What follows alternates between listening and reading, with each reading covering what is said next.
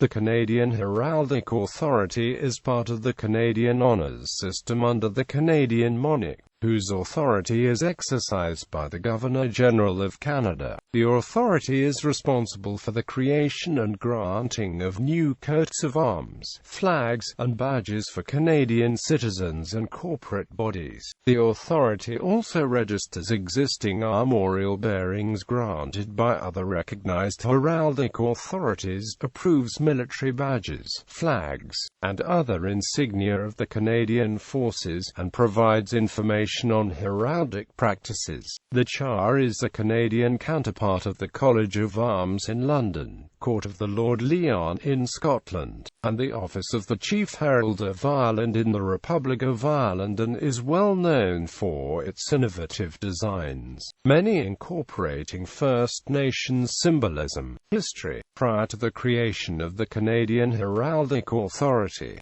Canadians wishing to obtain a legally granted coat of arms had to apply to one of the two heraldic offices in the United Kingdom, either the College of Arms in London or the Court of the Lord Lyon in Edinburgh.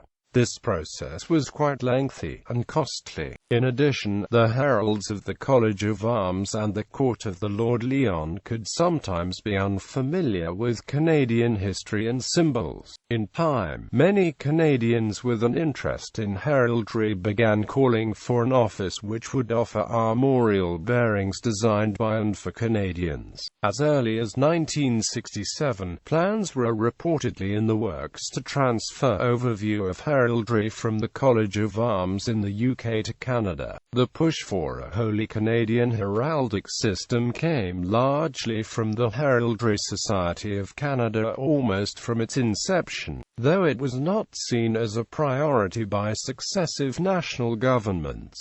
In 1986, Vicky Huntington, a politician from British Columbia, forwarded a brief written by the RHSC calling for the creation of the Canadian Heraldic Authority to a staff member in then Secretary of State David Crombie's office. Mr. Crombie had his department organize a meeting in Ottawa the following year, to which many national and international heraldic experts were invited. The meeting concluded with a strong recommendation to government that an authority be created. 2 years later, the Queen of Canada issued the 1988 Letters Patent authorizing the Governor General to exercise or provide for the exercise of all powers and authorities lawfully belonging to us as Queen of Canada in respect of the granting of armorial bearings in Canada. These letters patent were presented by Prince Edward to the Governor General on behalf of the Crown. Subsequently, the Governor General, Jean Sauvé, authorized the creation of the Canadian Heraldic Authority on the 4th of June 1988.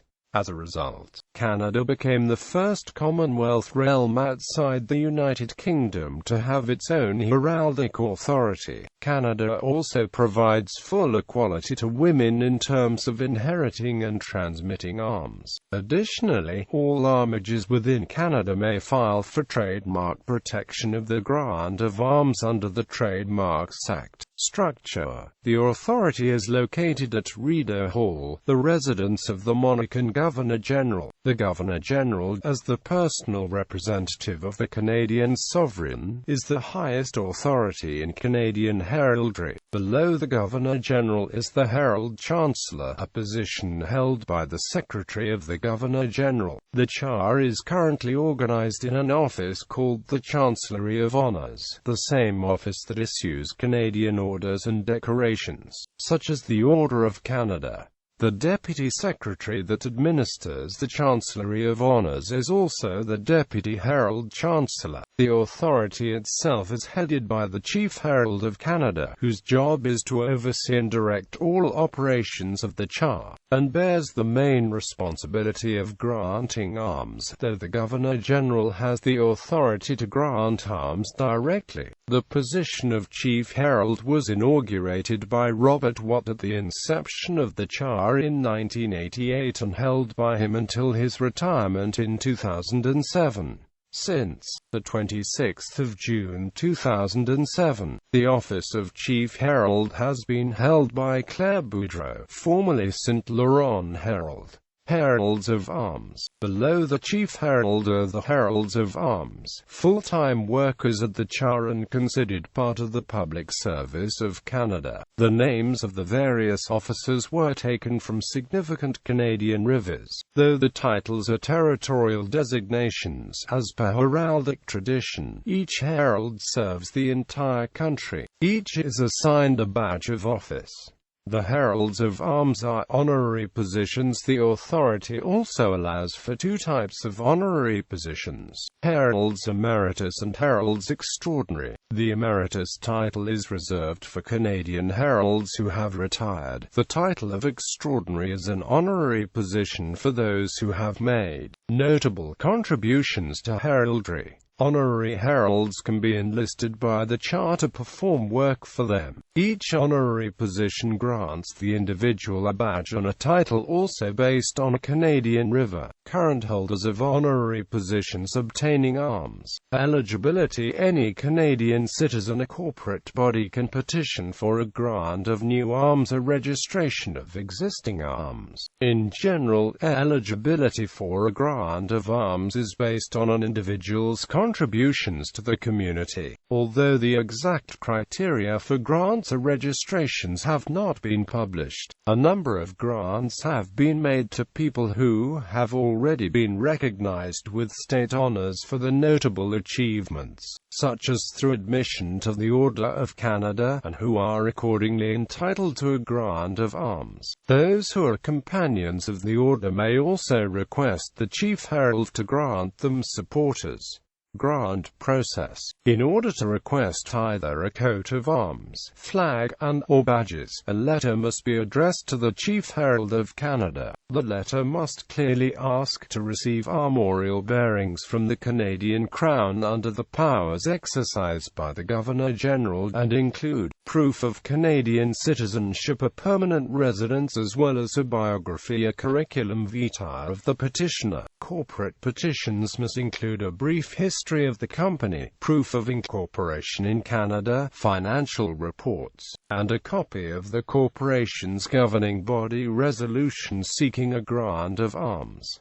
The Chief Herald of Canada can approve or reject the petition. If the petition is approved, the authority to make the grant is given through a warrant signed by the Herald Chancellor or the Deputy Herald Chancellor. The authorization is then sent to one of the heralds, and a process begins. The granting of arms is regarded as an honor from the monarch via the Governor General, and thus are bestowed only on those whom the Chief Herald has deemed individuals worthy of receiving a grant of arms. First, the assigned herald develops a written description based on consultation with the petitioner. The petitioner then signs a contract with an artist at the authority to create the design. The phrase "a herald," serving as the CHA's principal artist, must review the design. At all stages the documents must be approved by both the petitioner and the Chief Herald. The final step is to prepare the letters patent, the official notice of an award of arms, which includes a drawing of the armorial bearings and the accompanying legal text and explanation of the symbolism of the bearings.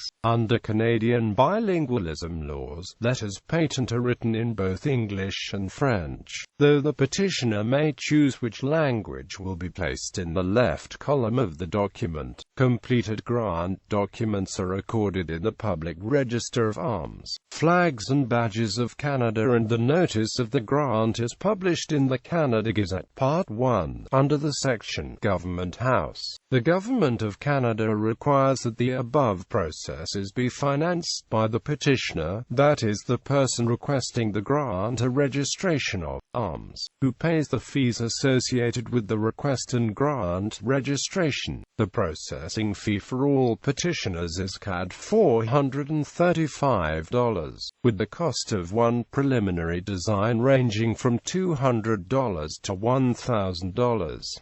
The cost of the final design, as illustrated on the letters patent, ranges from $900 to $3,500.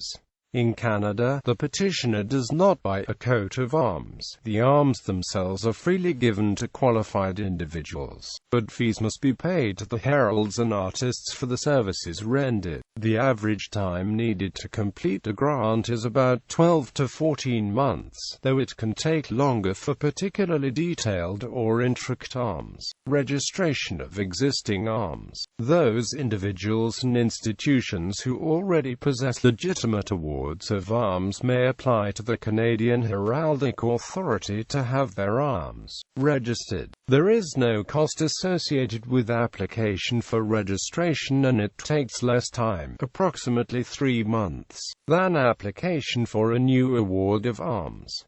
The authority's armorial bearings, blazon. The blazon, or technical description in heraldic language, of the full armorial bearings is below, along with its plain English description. Crest upon a helmet, mantled gules, doubled argent within a wreath of these colours, a lion passant guardant, a royally crowned proper its dexter, forepaw resting on an escutcheon argent charged with the maple leaf gules. On top of a helmet with red and white mantling stands a golden lion wearing a crown, holding in his paw a white shield with a red maple leaf shield argent on a maple leaf gules, and escutcheon argent. On a white shield is a red maple leaf, upon which is another white shield. Supporters on a representation of an outcrop of the Canadian shield proper strewn with maple leaves gules and maple seeds are 2 raven bears gules.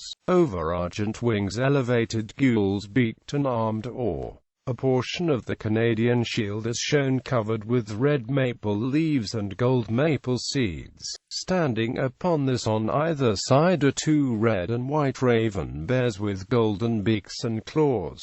Motto: HONORENTURIMHONORANTES. Let us honor those who honor our country. Symbolism and use. The current arms of the authority were confirmed in a warrant by the Governor General on the 15th of January 1994, in honor of the authority's 5th anniversary, which was celebrated the previous year. The full armorial bearings of the Canadian Heraldic Authority incorporate Aboriginal symbolism, as seen in the mythical raven bears, as well as the national symbol of the maple leaf and the traditional Canadian colors of red and white, which were made official by King George V in 1921. The crest is a modification of the Royal Crest of Canada, a lion wearing a crown and bearing a maple leaf. The crest of the authority features the same lion, instead holding a white shield containing a red maple leaf, symbolizing the Governor General's authority under the Crown to grant armorial bearings to Canadians. The shield itself is white with a red maple leaf, similar to the middle portion of the Canadian flag. The white shield upon the leaf represents a sign of heraldry to be created and recorded for Canadians. The raven bears, a new heraldic beast which combines several creatures that are important to Aboriginal symbolism, were proposed by the heralds in honor of the United Nations International Year of the World's Indigenous Peoples, also occurring in 1993. The raven bears are standing on an outcrop of what is known as the Canadian Shield, a geological formation which the Authority Foundation is based on. The Canadian Shield is formed by rocks, which are covered in red-colored maple leaves and by golden maple seeds. The motto that was chosen is Latin for "Let us honor those who honor our country." The shield and crest alone comprise the badge of the char, which is used on the seal of the authority and on the letters patent that grant and register armorial bearings. A wreath behind the arms is composed of red maple leaves bound with gold straps.